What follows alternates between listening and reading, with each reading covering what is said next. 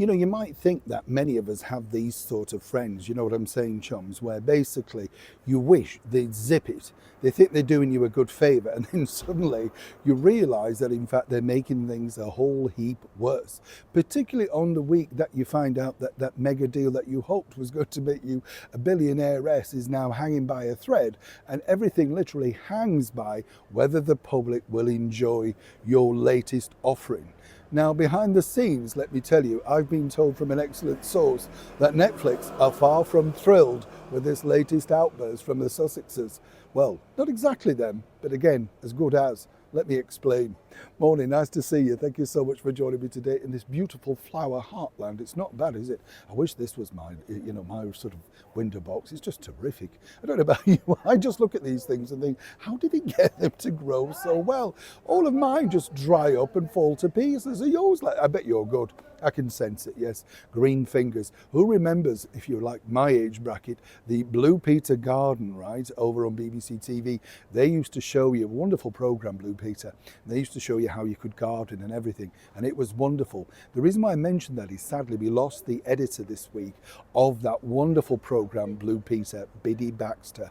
And we owe, my generation and many others before me, owe that lady a lot because she really nurtured school children into being interested in history, expeditions, things around the world, and just normal childhood things that we should embrace. What a time that was to be a child. So thank you, Biddy Baxter. I am very grateful. And yes, I used to love the Blue Peter Garden. Tell you what's overgrowing over here. Jealousy, power, fallouts, all of that sort of stuff. As we know, now Meghan Markle, sadly, and Prince Harry do not have this multi-million-pound deal that they thought they had with the streaming giant Netflix. This new deal is rubbish. I mean, as I've said to you before, you can be polite and everything, but it's absolutely tosh. I mean, you've got an idea that basically, oh, we're going to look at the first look of what you're going to make. They've already looked at first looks of numerous programs.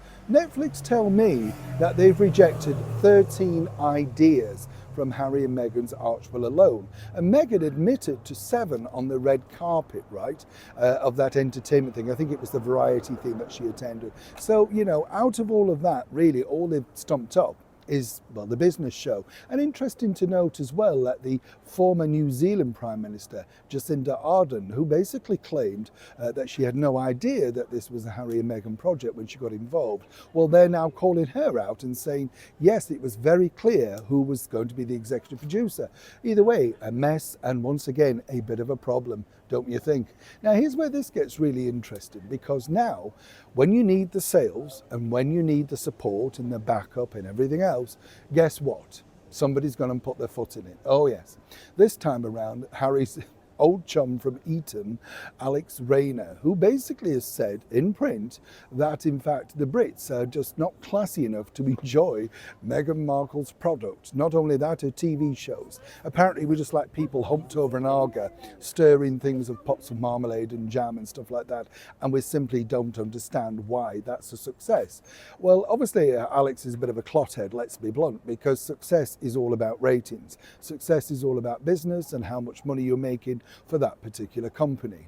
And if you're not making any money, then it's not about class and whether you've got class, it's about hard sales. Now, as you know, and this is where Alex, you have to look and think, why would you say it? Alex went on an expedition with Prince Harry in 2012, I believe to the North Pole. So, you know, commendable what he did there, but nonetheless, you would think, Now, over in the land of Netflix, they're not happy, because you see what's happening is, even before the show's now come out, people are saying, you know, we shouldn't be watching it because essentially we're a bit thick. This does not go down well, as you can imagine.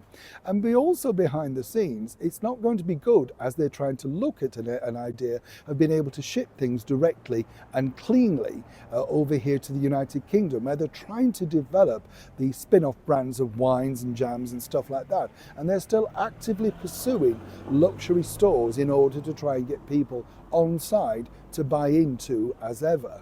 So with people like Alex Rayner as friends, who probably thought at the start they're doing you a huge favour, once again, it's this time it's not Prince Harry who's made a bit of a hash of it, but none other than his former friend.